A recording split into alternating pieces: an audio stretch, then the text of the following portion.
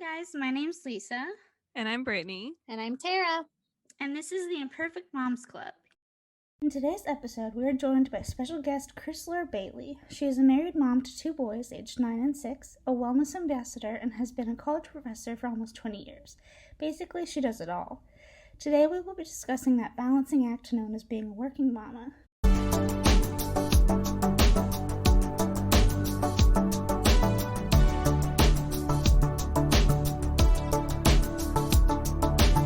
I have 2 boys. They are 9 and 6. And I am a college professor. That's what most of my career has been. I've worked in other industries as well, but most of it's been in education. I've been a professor for almost 20 years. That makes me sound so much older than I really am. I'm also a wellness ambassador with a company in Arizona. I'm an independent consultant. So I do lots of different things and, do my best to make it all work.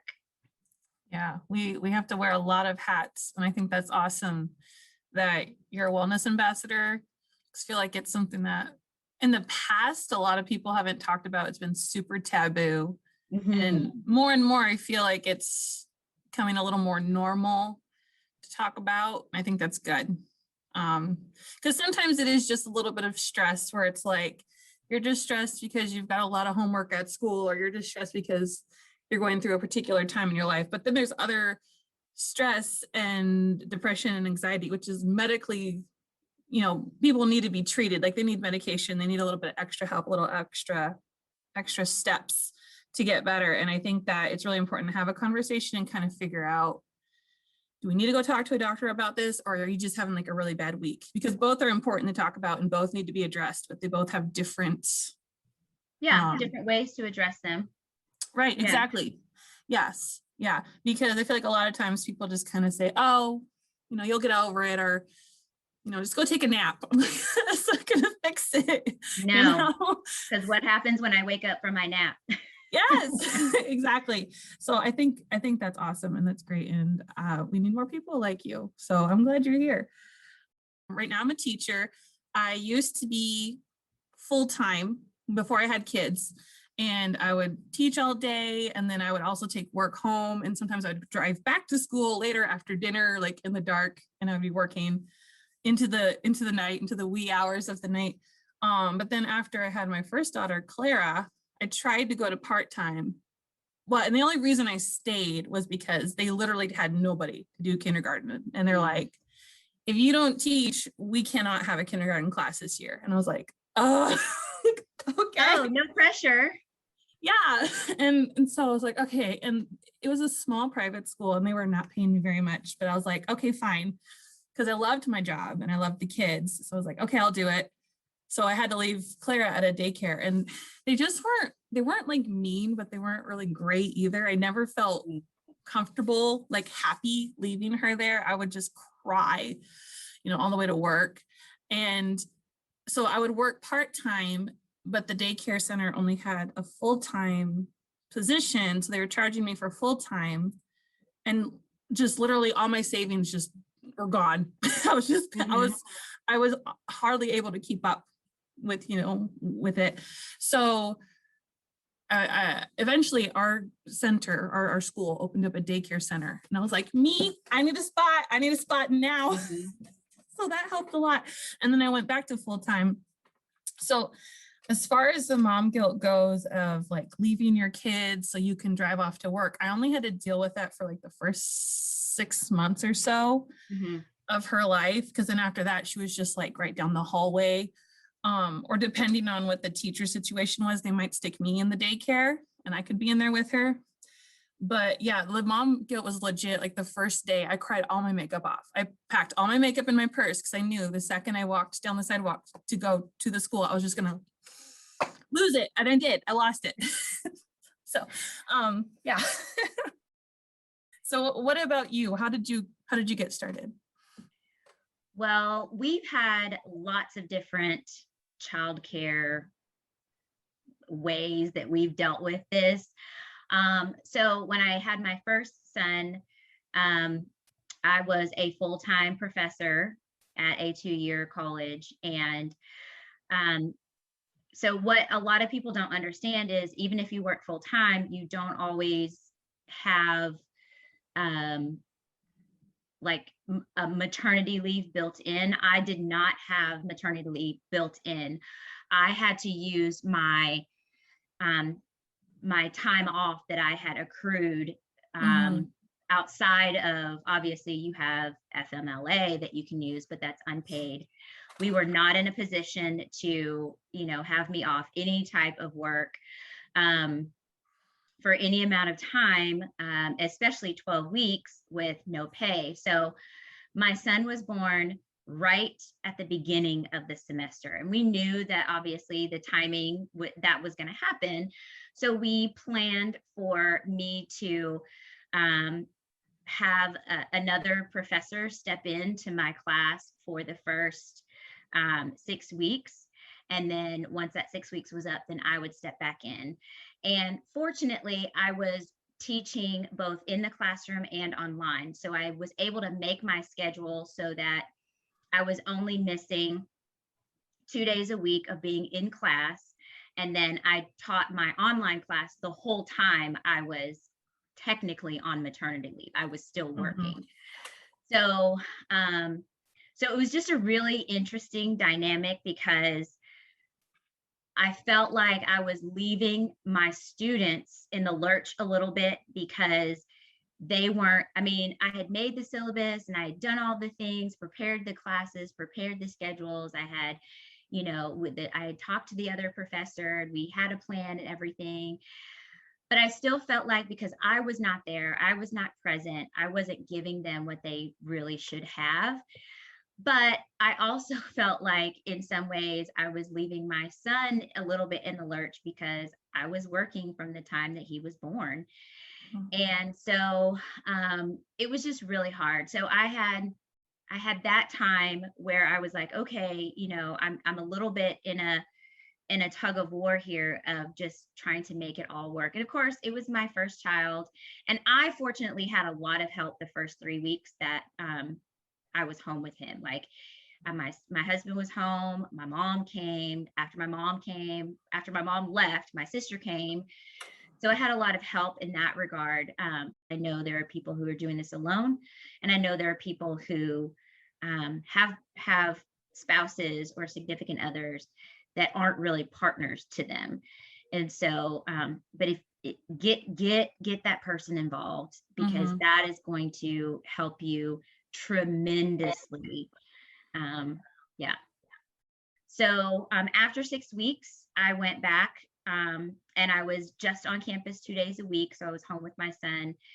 During those 2 days, my mother-in-law was helping us, and we ended up getting a nanny at the beginning of the next semester.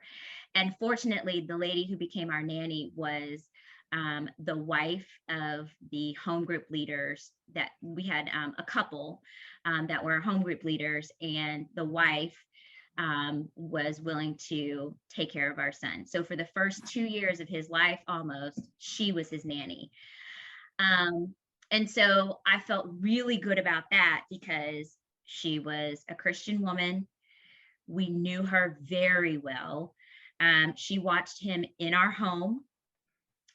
She has a daughter with special needs. And so she's very good she already knew the tricks. She already knew how to help a child learn. She already knew, what was important cognitively and all these different things. So I was like, yes, she is great. And my mother-in-law is a former teacher. So when my mother-in-law would watch him, she would, obviously grandma, different story, but still, she just knew how important it was to read to him and, do those things. So it was really nice to have them. But, there were times when I was like, oh, they get to see him do this and I don't, and they get to see him do that and I don't. And, my mother-in-law would tell me things and then I'd be like, oh, that's great. And then after she left, or after I got off the phone with her, I would just cry because I'd be like, yep, I didn't get to see that. I didn't get to hear him say that or see him do that or whatever. So, there were some really, really wonderful things about who I had and what my situation was. But at the same time, there were some really hard things too. Yeah, that's something like I was able to understand more because I was the working mom and I was away from my baby. So that when we opened up our daycare and the younger ages in preschool at our school, we did K through 12, then we added the daycare. I was able to tell all of our teachers, like, okay, we need a private Facebook page. We need to be able to post pictures and videos of the kids. I want us texting the moms every once in a while, sending a cute video of whatever the kid's doing that's adorable. Like, take a video and send it to them, because I know that as a working mom, like that just meant the world to me. Like if I had to leave and Mike had to stay home with Clara for some reason, like if I could just get a picture randomly throughout the day, like, oh, it just made me feel like a little bit happy. And yeah, like it was hard to leave her and feel like, well, that's my job. I'm supposed to be the one there. And she's growing so fast and I'm missing it. But having those pictures and videos, like that did help a little bit. But yeah, it's real. I have another friend here who runs a home daycare, and she'll talk about that, how like she'll see the babies take their first steps. She sees them roll over for the first time. They'll start talking for the first time in front of her. And she's really careful not to just say, oh, they took their first step today, because she knows, she's also a mom. She knows that that's really hard to know that you're missing that. And, like unfortunately, we don't live in a world where moms can just take the next 12 years off or whatever.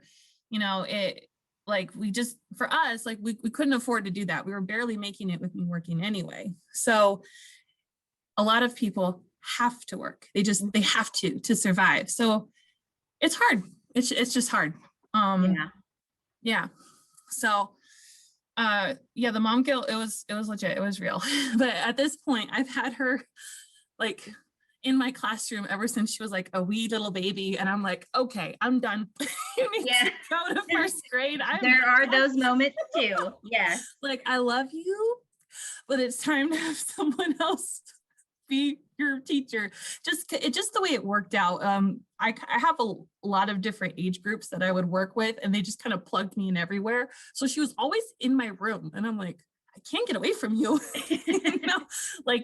Anyway. Yeah, but yes, this coming year I'll have my youngest in my class. So I still have another couple years with her, with someone in my room who's somehow related to me. And then after that, they'll be off in first and second grade. And I'm like, good luck. Yeah. So, yeah, but working full time, like having to just talk about how like we made it work. Like I felt like a chicken with my head cut off half the time, just running around like a crazy person. And then for a lot of that time, I was also trying to pump breast milk for my babies. I would literally pump in the car. I know that sounds crazy, but I had a system, and I would just go, and I'm driving and I'm pumping, and it was crazy.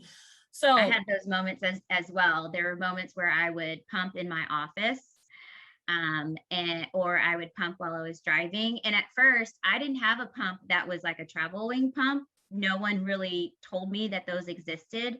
So the one that I had was so cumbersome that for the most part, I had to have it stationary. So I was, most of the time I had it at home. Sometimes I had it in my office, but then I got one that I could travel with, and I was like, bet it is on now. I'm in the car. If I could have walked around Walmart with it, I probably would have, because it's so hard. And, there were times where I was like, I just can't, I didn't produce a lot of milk either. So I had to supplement, and that was hard too. But I just figured out, okay, this is what I have to do. And, with my second son, he actually went to an in-home daycare when he was really little. He's born in April. So by the time I went back to work in August, he was just 6 months old, or whatever, 4.5 months old. I don't know.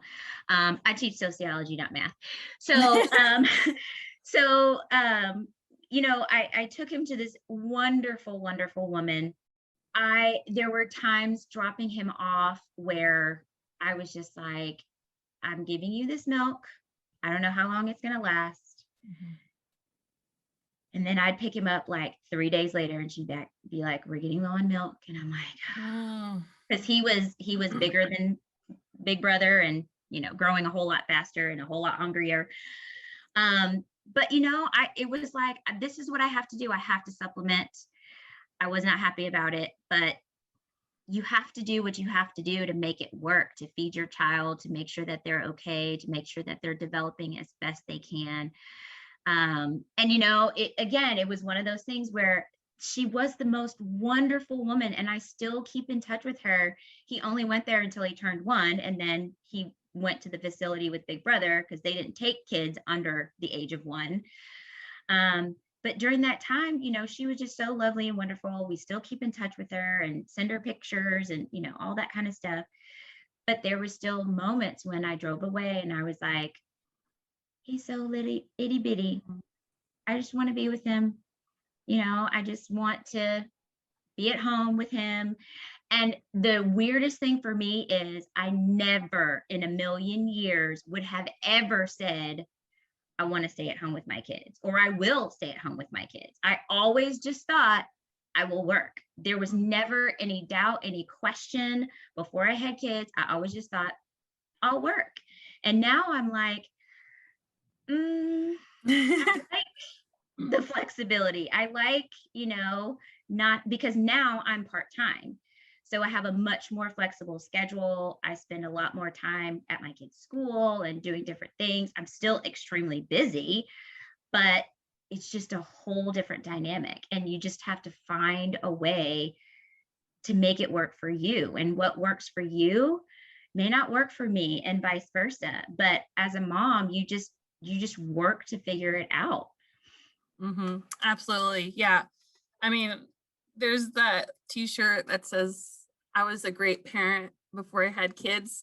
And this is kind of how it is. We're like, we have all these wonderful dreams and plans, and we'll have the big belly bump. And we're like, oh, when they come out, we're going to have a bow in our hair every day. And I'm going to make all the baby food from scratch. And, there's going to be a garden in the backyard and like all this stuff, but then like reality hits.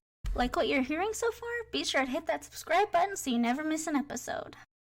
I wanted to take this opportunity to thank our first official patron, Ethan Steinmall. Thank you from the bottom of our hearts for your support. We really love what we do, and your support means so much to us. It means the world. Thank you so much. This podcast is made possible by listeners like you, and we really love sharing with you guys. Now back to the show.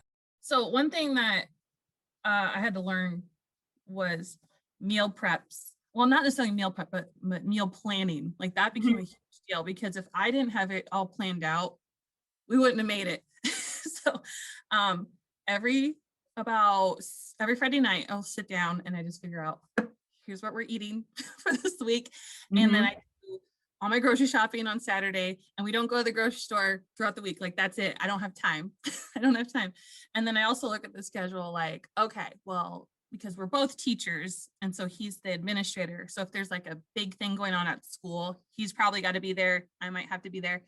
So if we have a really heavy week with sports, not so much this past year, but other years, or if there's a big teacher conference or a big whatever, I go really, really easy on myself with meal planning. Like I will buy frozen meals. We'll even go out once in a while. But yeah, the meal planning is huge for me to keep me a little bit sane. And then we always prep our lunch boxes the night before. Like that just, because in the morning everyone's running around like, I can't find my shoe, and the phone's going off and the dog is barking, and it's just like, So for me, it's planning. That's the only way I do it. Yeah, absolutely. I do similar things. I do prep for the meals for the week. What actually prompted me to start doing this is my children would ask me, Mom, what's for dinner? Every single day. And I'm like, stop. Do you get fed? If you get fed every day and you know food is coming, stop asking me. So what I started doing was I made a small chalkboard in my kitchen and I started writing it down for the week. And then they would ask and I would say, what does the board say? Mhm. Now, if you have kids that can't read yet, I don't know what to tell you, but for the ones that can, look at the board. Mhm. And that actually really helped because then they would go straight to the chalkboard. Then I decided, well, that's kind of small. We have an area in our home, in our kitchen, that was really just a blank wall. It was kind of useless space. So I painted this, tall area with chalkboard paint, and that's where our meals are for the week. And like I do a to-do list for the weekend because that's typically when I get all my, housework done. And so I do a to-do list for the weekend. And I also add in, like, if I have a Zoom call, if I have a meeting or I'm on a training or something like that, so they can see, after dinner, mom's going to be busy because she's got a call, after dinner. So that's when dad, typically hops in and takes over for the nighttime, getting ready for bed or what have you. So it helps all of us to know what's happening for the meal and for what's happening after dinner. And, if mom and dad are going to be busy doing housework on the weekend, they see the shorter list one weekend and then the much longer list, the next weekend. So that really just helps kind of keep us on track that way. And it definitely helps keep me sane. I am a planner, like a physical planner girl too. I love having an actual pen and paper planner. I do use a digital calendar, so it syncs with my phone, my iPad, my laptop. Like if I open the calendar, it's on one of those devices. But I do use the pen and paper one, and I like the one that has it's just a day, one day on one page, and I have my day scheduled out. So I put in the classes that I'm teaching. I put in lunch because there have been way too many days where I've skipped lunch. I put in when we are having dinner. I put in when I'm going to bed that night. I put in time for exercise. I build in time for getting out and getting in the sunshine and walking. I build in time for Bible study. I put in the time that I'm expecting to get up out of bed. Like I do that because I have found that if I do not structure my day, then I get up late, I wander around, I don't get started on my tasks. I'm half dressed trying to, at least put my top half together for a Zoom class, all these different things. And it's ridiculous. Like at least for me, I feel like there's no reason for me to live like that. I need to be way more organized. And when I am, stuff gets done. And even when it doesn't get done, I'm like, okay, I know where I can flip things around. Like my day is flexible, even though I have a schedule for that day. So yeah. I love schedules. I love planning. It just makes me feel like I can breathe a little bit. Yeah. We definitely have like our morning routine. I try to get up 5 or 5:30 before everybody else, because once the girls get up, it's like game over. Like my hair's not getting done. Maybe I'll throw some mascara on in the car. That's about it. So if I don't get up before them, mommy's not going to look good for school. So yeah, I wake up early at night. We have our little routine, but so currently I teach kindergarten and we end at lunchtime. So I come home and it's about 1:00, and by then my brain is just done. I'm fried. I've been talking to little people all morning and moms, and I'm just like, I can't think anymore. So and I get my little one down for her nap, and normally I can't think of anything. So if I haven't written down, like you said, what I need to do in the afternoon, I don't know. Like, was I supposed to fold laundry? Like, do we still have underwear? Like, what's going on? Am I supposed to call and set up an appointment for the doctor's office? Like, my brain is done. So I've learned that either when I'm doing all my lesson planning, I'll also go through and be like, okay, when I get home, what am I supposed to be doing? like if we have a home project, I'll write down, make sure you put the first coat of paint on whatever the thing is. Yeah. And my favorite part of my day is crossing out those things on my little to-do list. Just, I feel so accomplished.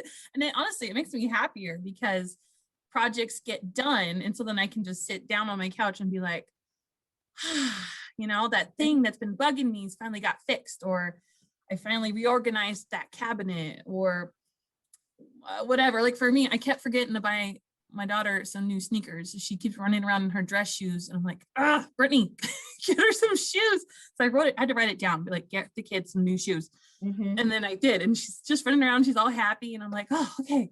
She's not going to ruin her nice church shoes, So yeah, we definitely had to be multitaskers, be super flexible because life happens and you just have to drop everything and go.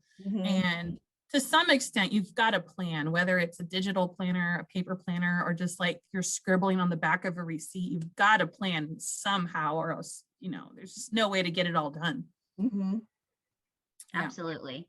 Yeah. I've always been somebody who likes organization, but I feel like now even more than ever, I have to keep myself together. And like even today, what became a busier day than I expected, but because I already know what I was expected to do today, I was able to kind of shuffle things around a little bit and communicate with the people I needed to, and I'll still be able to get it done, and and so that feeling that I'm, still a little bit in control. I mean, it's crazy things can happen, but I still have a little bit of, control over some things that, okay, I can keep myself calm. I think early on when I was a new mom, I just felt like, and part of it was probably, lack of sleep and all kinds of things, but I just felt like, I don't know, like, when am I going to ever get this stuff done? Like, when am I ever going to do laundry? When is my child's like stuff like ever going to be put away? Are we ever going to have? And I just had to find small things, it was really, really small things that I did to help me feel accomplished. Honestly, if I had to tell the truth, I would say that being a working mom is one of the hardest things I've ever had to do. Partly because my heart isn't fully in it. I go to work, I do my job, and I do it well, but my heart is always, always with my daughter. I told someone recently that my worst day at home is better than my best day at work, and that's the best way I can think to describe it. I feel constantly split, like I'm living 17 lives, doing 17 jobs, and not doing any of them all that well. Lately, I felt like I've been behind in about every facet of my life. House tasks, workouts, building a social media following have all taken back seats to just trying to get through to my day-to-day. I feel like I don't do enough for my husband. I don't say the things I need to say to him because I'm too dang tired. And if I'm being honest, sometimes resentful that he can't just read my mind and take some things off my plate. But I rarely ask for help until I'm at my wit's end. I have a hard time giving up that control or wanting to explain what to do to someone else when I could just do it myself. And that's sort of on me. At the end of the day, I really am so damn proud to be able to provide for Charlotte that she already has a sizable savings account that we can afford to travel and experience life with her. I'm proud to show her that we can do hard things. We can do both things, have a career and a family if that's something she wants in the future. I have some things I need to work through on my end, but it's a learning curve. There is no manual. I'm trying to remind myself that I'm pretty new to this gig called motherhood. I need to give myself grace, to take deep breaths, and truly learn to take each day at a time. And those are the things I want other moms to know, the things I want them to take away from this. I think when we talk a lot about balancing mom, work, marriage, all those things, we're really talking about juggling. And that's different. I mean, when you think about what a juggler does, They have all these balls in the air and they have to keep them going. A juggler never stops moving. They never rest. They are always concentrating. Their hands are always moving. Their eyes are always watching, and making sure. And that's what moms do oftentimes. But when we say the word balance, what I feel like we really need to think about and talk about is an actual balance. Like when you think of a scale, kind of like the scale of justice that has the two sides. At some point, that scale evens out and it stops moving and there's rest. That's what we need to have. We need to have balance. We don't need to be jugglers for our whole entire mom life. We need to be able to stop and have some balance and be able to kind of be like that scale and just slow down for a second and stop moving, wiggling up and down. It will balance out. You just have to figure out for your family, what does that look like? And if it means that you tell your family every Saturday at 5:00, Mama has an hour to herself so she can relax, take a bath, go for a walk, have, wine with a girlfriend, whatever it is, like that needs to be what has to happen, because the juggling thing is, for a lot of mamas out there, it's making things exponentially worse. And then you find, kind of like what you were saying at the beginning with, the mental health issues that are making people take a nosedive. There's a rise in anxiety, there's a rise in depression, all these different things. And maybe if we view things in a different way, we start to go, oh, okay, we need to take action based on this different perspective. And I feel like we do such a terrible job in this country of preparing people, whether it's preparing them for college, preparing them for marriage, preparing them for motherhood, and then providing support through all those things. I just don't think we do the best job sometimes. And so new mommies, especially because we have a huge responsibility on our shoulders. And, I firmly believe in it takes a village, and it's not about just taking a village to raise the child, but it takes a village doing anything, whether you are an entrepreneur, you don't do everything on your own, whether you are a soccer coach, you don't do everything on your own. Like, we love this whole independence and individualism thing, but it takes a village. We have to have support. We have to have help, and mamas need help. And I love to just love on mamas, especially the new ones who are like, I don't know what I'm doing, and I Yeah. I'm like, girl, give me that child. Go get a nap. Yeah, let me hold the baby. let me help you. I will come and scrub your toilet if you need to. It's fine. Like, ask for help. So I love this. This is fun. This was so great. Thank you so much for being here. And I hope you have a great rest of your weekend. You too. 7 hours left or whatever it is before Monday gets here. So yep. Thank you guys so much for listening to this week's episode of the Imperfect Moms Club. If you like what you heard, please visit our website at www.imperfectmomspodcast.com. There you'll find more information about us, a list of all our episodes, a blog, and even a merchandise shop. We love this podcast so much and are thrilled to be able to share it with all of you.